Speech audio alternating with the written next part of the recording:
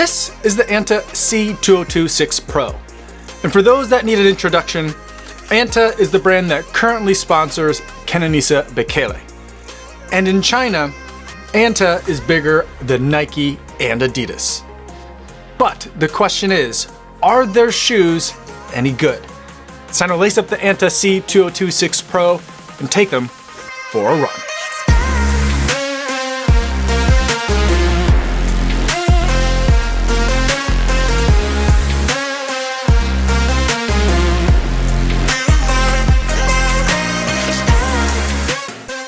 Yo, what's going on? My name is Kafuzi and I'm a non-elite runner who reviews running shoes here on YouTube. And today I want to tell you guys about the Anta C202 6 Pro.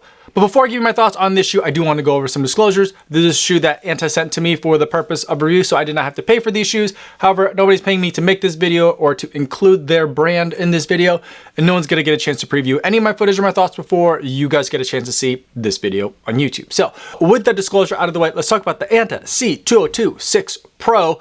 And let's start with the specs. This is an incredibly lightweight racer coming in under 200 grams. And there's 33 millimeters of stack height in the heel and a 4 millimeter drop, giving us 29 millimeters of stack height in the forefoot. Now, I'm not exactly sure what's in this shoe in terms of the chemical composition, but Anta describes it as a double nitrogen layer foam. And sandwiched between these two top and bottom layers of nitro foams is a carbon fiber plate. Now, it's not a full length carbon fiber plate. It's kind of an awkward design. It kind of looks like a bit of a tadpole, but it is set in a very aggressive plate position where it starts further up back in this foot and then angles and swoops aggressively down towards the toes. Protecting all this midsole foam is what Anta calls their liquid anti-slip rubber. It looks a lot like a crystal rubber, but it's a bit more grippy. The application of outsole on the shoe is really thin at 0.8 millimeters. And overall, I think the design of the outsole of the shoe is absolutely gorgeous. It looks like a jewel. Up top, Anta uses its Jan fibers to make a racing upper that is very airy, very breathable, also very strong. The tongue is a knit tongue, but it's not a complete booty construction. You've got a little bit of a burrito wrap happening over on the side of the shoe, on the lateral side, and there is a little gusset to make sure everything stays in place. Around the back of the heel, there is a pretty generous, at least as far as racing shoes go, a pretty generous neck pillow that goes around the collar on the back of the ankle. And as far as fit goes, I went true to size on this one with my usual running shoe size, US men's 9, and that was the right fit for me. It was snug, racer snug, but it wasn't overly tight. It didn't crunch my toes. And altogether, this shoe came at a measured weight for my US men's size 9, which is reference size, at 198 grams or 7.0 ounces.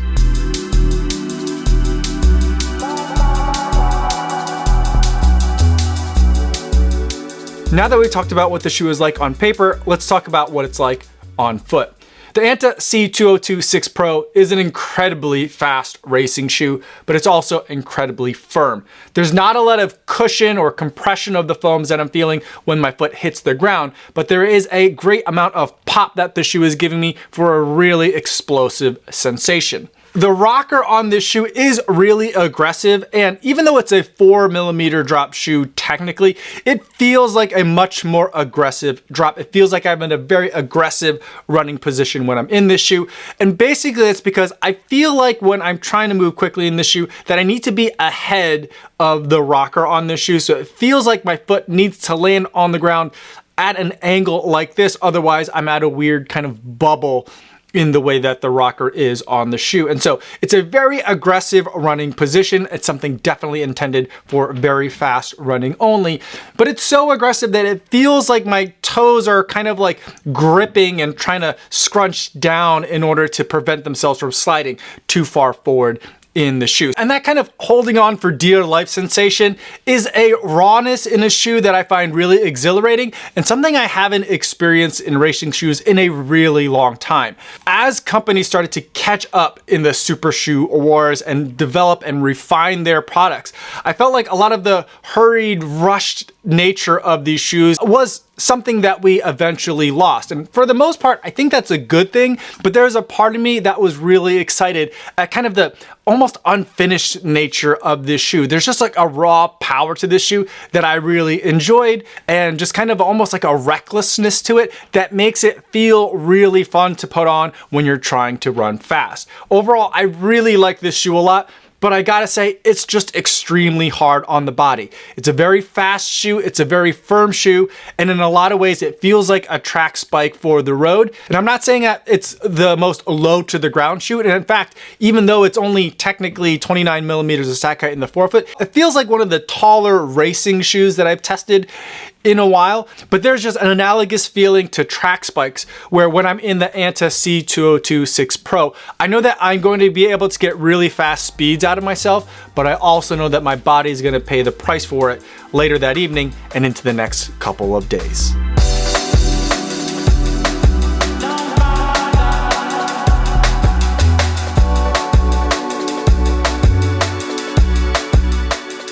Now, let's wrap up the video by going over the buying guide, and we'll also discuss some of the alternatives. The Anta C202 6 Pro is one of the fastest and lightest shoes I've ever run in, but your body is going to pay the price for all that speed. I'd say the shorter and faster the race, the better off you're going to be. But at $240 for the Anta C202 6 Pro, for me, as someone that doesn't think that they could take this shoe for the full marathon distance, I think the shoe might be a touch on the expensive side.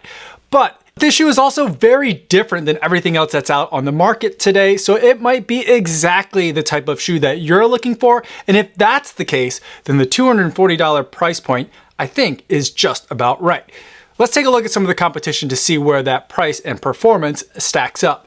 I think the first shoe that we should take a look at when comparing against the C202 6 Pro is from Under Armour, and that's going to be the Velociti Elite 2. And I think that in terms of what's going on with the foams in this shoe, there are a lot of similarities to what Anta is bringing to the table. The Under Armour Velociti Elite 2 uses a bio P-Bax and combines that with their Flow foam, which is a rubberized EVA type of foam that also serves as the outsole. So there is no rubber on the outsole here, and then there is a carbon fiber plate. The firmness of the bio P-Bax plus the Flow foam in the Velociti Elite 2 gives a overall firmness and speediness to this shoe that reminds me of what's going on in the Anta C202 6 Pro. I'd say that the Anta is lighter and faster, but the Under Armour is a lot easier to live with. So depending on just how aggressive of a shoe you think you can handle, that may make the difference. That shoe comes in at $250 though, so it's $10 more expensive. And then the other shoe that I think compares to the Anta C202 6 Pro comes from Brooks, and this is the Hyperion Elite 4 PB. This is a shoe that we've recently been seeing a lot of American athletes doing really well in, and it's been an exciting shoe to see come from Brooks because this is the first time that they've incorporated PBA into any of their race product. And I feel like there's a lot of similarities both in the really nice and minimal uppers that fit really well and are really breathable, and also with the relative firmness and kind of lack of cushion that I'm feeling in each of these two shoes. And something that I think I could say for all three of these shoes is that they're very fast, very lightweight, and very aggressive. I think they're shoes that pros will be able to run really well in, and other very efficient runners will be able to succeed in.